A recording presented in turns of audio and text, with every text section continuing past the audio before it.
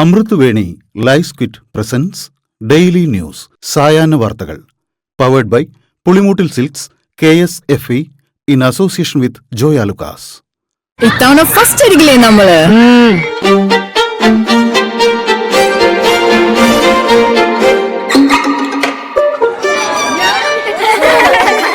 കുട്ടികൾക്കൊക്കെ പെയിൻ ശല്യം ഉണ്ടാകും. അതുകൊണ്ട് ലൈസ് കിറ്റ് ഉപയോഗിച്ച് ക്ലാസ്സിൽ വരാൻ പ്രത്യേകം ശ്രദ്ധിക്കണം. ലൈസ് കിറ്റ് ലൈസ് റിമൂവർ പെയിൻ ശല്യത്തിൽ നിന്നും ഉടനടി ആശ്വാസം. നമസ്കാരം, ഞാൻ DC ബിജു. ഡെയിലി ന്യൂസിന്റെ സായാഹ്ന വാർത്തകളിലേക്ക് സ്വാഗതം. ഇന്ന് ഏപ്രിൽ 23 വ്യാഴാഴ്ച. മുണ്ടത്തിക്കോട് വെടിക്കെട്ട് ദുരന്തത്തിന്റെ പശ്ചാത്തലത്തിൽ വെടിക്കെട്ടില്ലാതെ തൃശൂർ പൂരം നടത്താൻ ധാരണയായി. സാധാരണ 1 മണിക്കൂർ നേരമുള്ള കുടമാറ്റം 15 മിനിറ്റ് മാത്രമായി ചുരുക്കാനും തീരുമാനിച്ചു.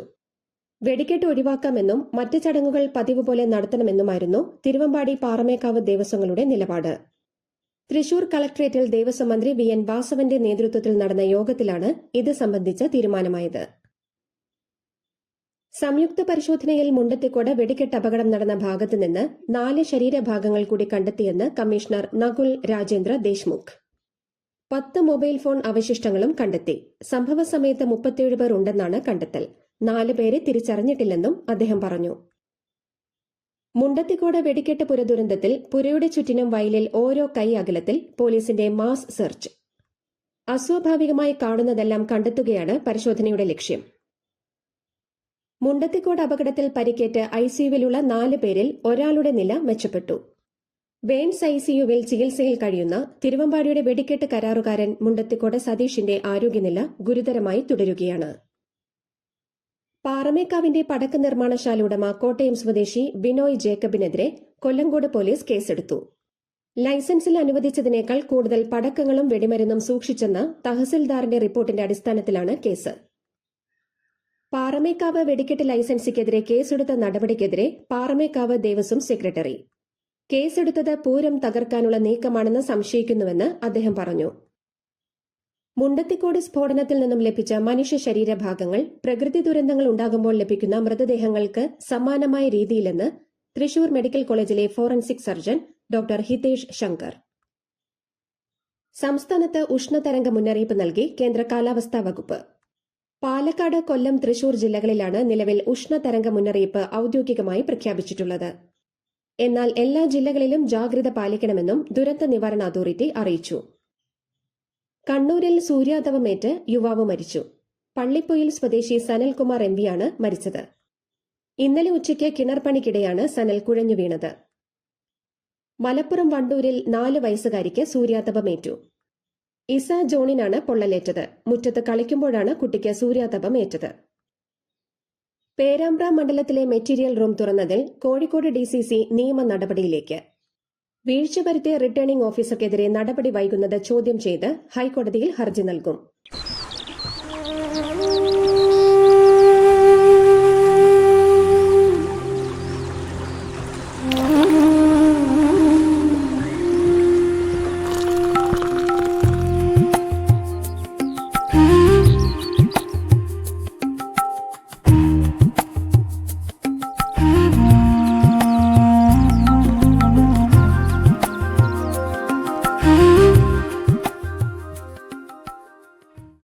വീഡിയോയും ഡോക്യുമെന്ററിയും പുസ്തകങ്ങളുമായി കോൺഗ്രസിന്റെ മുഖ്യമന്ത്രി സ്ഥാനാർത്ഥികൾ. രമേശ് ചെന്നിത്തലയെ വാഴ്ത്തി ജനനായകൻ വീഡിയോ രംഗത്തെത്തി.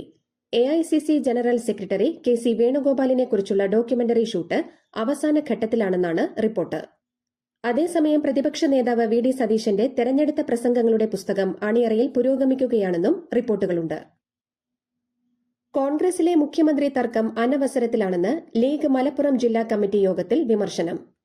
ആരാകണം മുഖ്യമന്ത്രി എന്ന കാര്യത്തിൽ ലീഗിന് അഭിപ്രായമുണ്ടെന്നും ലീഗിന് ഉപമുഖ്യമന്ത്രി സ്ഥാനത്തിന് അർഹതയുണ്ടെന്നും യോഗത്തിൽ പറഞ്ഞു. എന്റെ സ്വപ്നത്തിലെ കോൺഗ്രസ് മുഖ്യമന്ത്രി എന്ന തലക്കെട്ടോടെ അജയ് തറയിലിന്റെ ഫേസ്ബുക്ക് പോസ്റ്റ്.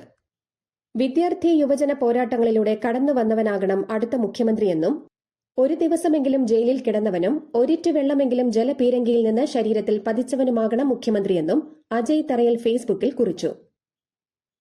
പാലക്കാട്ടെ NDA സ്ഥാനാർത്ഥി ശോഭ സുരേന്ദ്രനെതിരായ വോട്ടിന് നോട്ട് പരാതിയിൽ പാലക്കാട് ജില്ലാ കളക്ടർ ഇന്ന് റിപ്പോർട്ട് സമർപ്പിക്കും. മുഖ്യ തെരഞ്ഞെടുപ്പ് ഓഫീസർക്കാണ് റിപ്പോർട്ട് നൽകുക. പള്ളിപ്പെരുന്നാളിന് അയ്യപ്പ ഭക്തിഗാനവും ക്ഷേത്രോത്സവത്തിൽ യേശുദേവന്റെ സ്തുതിയുമൊക്കെ ചെയ്തെന്നിരിക്കുമെന്ന് കോൺഗ്രസ് നേതാവ് സന്ദീപ് വാര്യർ. കഴിഞ്ഞ ദിവസം നന്ദഗോവിന്ദം ഭജൻസിനെ വിമർശിച്ച് ഹിന്ദു ഐക്യവേദി നേതാവ് കെ.പി. ശശികല രംഗത്തെത്തിയിരുന്നു. HRDS സ്ഥാപക ചെയർമാൻ അജി കൃഷ്ണന് പോക്സോ കേസിൽ ദില്ലി സാകേത് കോടതി ഇടക്കാല മുൻകൂർ ജാമ്യം അനുവദിച്ചു.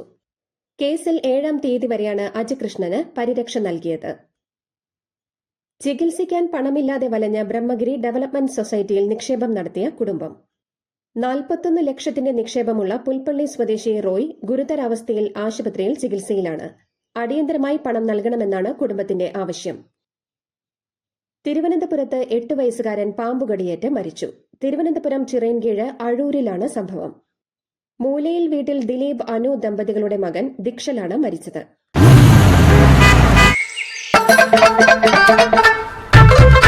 എല്ലാവർക്കും വന്നു ഡാൻഡ്രഫ്, എന്തു ചെയ്യും ചേട്ടാ? പേടിക്കണ്ട, ഇവിടുണ്ടല്ലോ ഡാൻഡ്രോക്വിറ്റിൻ ഓയിൽ. ഉടനടി മാറും താരൻ, ഉപയോഗിക്കൂ വേഗം. Amritveni ഡാൻഡ്രോക്വിറ്റ്, the ultimate dandruff solution. തമിഴ്നാട്ടിൽ വോട്ടിംഗ് പുരോഗമിക്കുന്നു. 234 നിയമസഭാ സീറ്റുകളിലേക്ക് ഒറ്റഘട്ടമായാണ് വോട്ടെടുപ്പ്. ആകെ 4023 സ്ഥാനാർത്ഥികളാണ് മത്സര രംഗത്തുള്ളത്. 5,73,00,000 വോട്ടർമാരാണ് ആകെയുള്ളത്. സൂപ്പർ താരം അജിത്താണ് തമിഴ്നാട്ടിൽ ആദ്യം വോട്ട് ചെയ്ത വ്യക്തി. തമിഴ്നാട്ടിലെ പോളിംഗ് സമയം നീട്ടണമെന്നാവശ്യപ്പെട്ട് തമിഴക വെട്രിക്കഴകം നേതാവ് വിജയ് തെരഞ്ഞെടുപ്പ് കമ്മീഷന് കത്ത് നൽകി. പോളിംഗ് രാത്രി 8 മണിവരെ ആക്കണം, ബസ് സർവീസ് നടത്താൻ നിർദ്ദേശം നൽകണം, ബൂത്തുകളിൽ മേൽനോട്ടത്തിനായി ഒരു ഓഫീസറെ നിയമിക്കണം എന്നീ ആവശ്യങ്ങളാണ് കത്തിലുള്ളത്. 2 ഘട്ടമായി വോട്ടെടുപ്പ് നടക്കുന്ന ബംഗാളിൽ ഇന്ന് 16 ജില്ലകളിലെ 152 മണ്ഡലങ്ങളിൽ പോളിംഗ് പുരോഗമിക്കുന്നു. ബംഗാളിൽ 2ാം ഘട്ട വോട്ടെടുപ്പ് 29-ന് നടക്കും. കോൺഗ്രസ് അധ്യക്ഷൻ മല്ലികാർജ്ജുൻ ഖാർഗെക്കെതിരായ തിരഞ്ഞെടുപ്പ് കമ്മീഷൻ നടപടി ജനങ്ങളെ വഞ്ചിക്കുന്നതെന്നും മുഖ്യ തെരഞ്ഞെടുപ്പ് കമ്മീഷണർ രാജിവെക്കണമെന്നും കോൺഗ്രസ് ജനറൽ സെക്രട്ടറി ജയറാം രമേശ്. പ്രധാനമന്ത്രിക്കെതിരായ തീവ്രവാദി പരാമർശത്തിലാണ് തെരഞ്ഞെടുപ്പ് കമ്മീഷൻ ഖാർഗെയ്ക്ക് നോട്ടീസ് നൽകിയത്. പെട്രോൾ ഡീസൽ വിലയിൽ ലിറ്ററിന് 25 രൂപ മുതൽ 28 രൂപ വരെ വർധനയുണ്ടാകുമെന്ന പ്രചാരണം തള്ളി കേന്ദ്ര സർക്കാർ. ഇത്തരത്തിൽ ഇന്ധനവില വർദ്ധിപ്പിക്കാൻ യാതൊരു നീക്കവും സർക്കാരിന്റെ പരിഗണനയിൽ ഇല്ലെന്ന് കേന്ദ്ര പെട്രോളിയം മന്ത്രാലയം വ്യക്തമാക്കി.